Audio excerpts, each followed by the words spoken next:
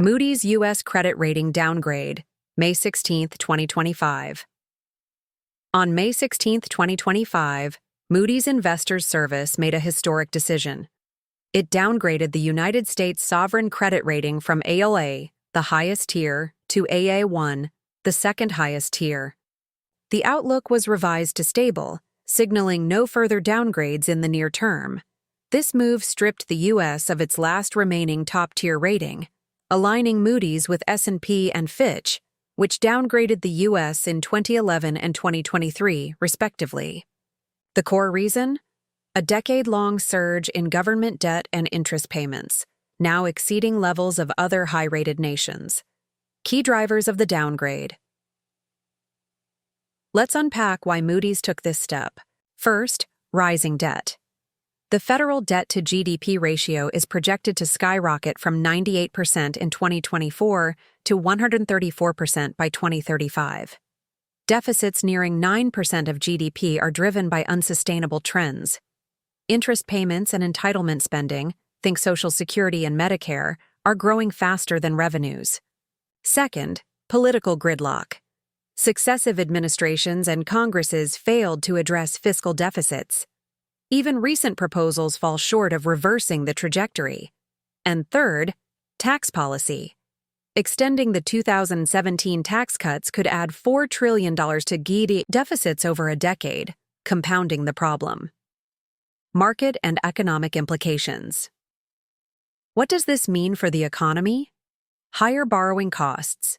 Yields on U.S. Treasuries may rise, increasing government interest expenses, and trickling down to mortgages, corporate loans, and consumer credit. Investor sentiment could cool, though the dollar's reserve currency status provides a cushion. On the day of the downgrade, markets reacted swiftly. The 10-year Treasury yield climbed 3 basis points to 4.48%, and the S&P 500 ETF dipped 0.4% in after-hours trading. Political reactions. The political response was swift and divisive. The White House criticized Moody's credibility, blaming prior administrations for fiscal mismanagement and touting President Trump's proposed One Big Beautiful Bill to slash spending and waste. But the same day, the GOP-led House budget committee rejected Trump's tax cut extension package, underscoring the partisan gridlock that fueled this downgrade in the first place. Why the outlook remains stable. Despite the downgrade, Moody's maintained a stable outlook. Why? The U.S. retains unique strengths, a massive dynamic economy and the dollar's unrivaled role as the global reserve currency.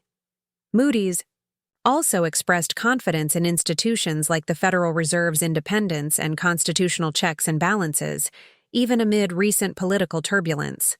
Historical context. This isn't the first U.S. downgrade. In 2011, S&P cited debt ceiling brinkmanship. In 2023, Fitch flagged fiscal erosion and governance decay. But Moody's had held firm since 1917, until now. This decision marks a symbolic end to over a century of unwavering confidence in U.S. creditworthiness. Recommendations for restoring. To reclaim the A rating, Moody's urges bold action, reducing mandatory spending, reforming taxes to boost revenue, and addressing entitlements. Critically, bipartisan consensus is needed, a tall order in today's polarized climate. Conclusion. In closing, this downgrade is a wake-up call, not a death knell. The U.S. remains an economic powerhouse, but rising debt and political dysfunction pose real risks. Investors must brace for higher costs, while policymakers face mounting pressure to act.